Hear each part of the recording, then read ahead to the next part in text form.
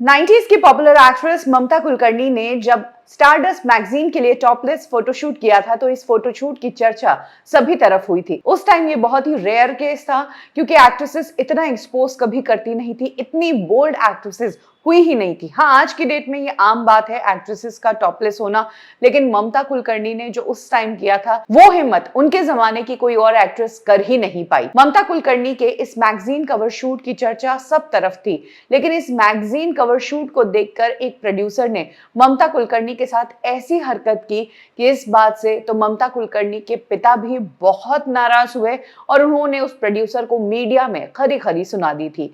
तो आज कब की और कैसे में हम वही किस्सा सुनेंगे कि कैसे ममता कुलकर्णी के इस बोल्ड फोटोशूट को गलत समझकर इस प्रोड्यूसर ने ममता कुलकर्णी को लेकर अजीब सी बात कर दी।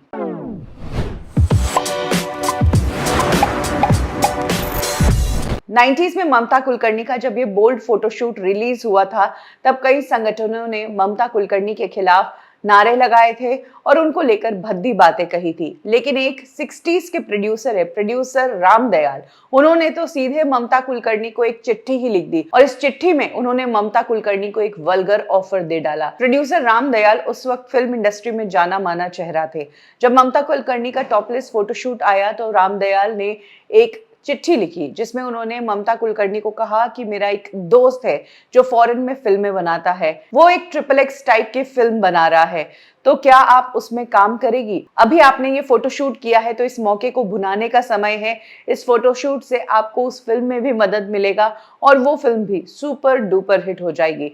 ममता कुलकर्णी ने तो सीधे से इस प्रोड्यूसर के ऑफर को ही रिजेक्ट कर दिया, लेकिन ममता कुलकर्णी को प्रोड्यूसर ने जिस तरह का ऑफर भेजा था, इस बात को ममता कुलकर्णी के पिता बखूबी समझ गए और पिता ने तब प्रोड्यूसर रामदास को लेकर खरी खरी सुनाई और कहा, बड़े शर्म की बात है कि इतने इज्जतदार और इतने उम्र दराज आदमी ने इतनी गंदी बात कर दी।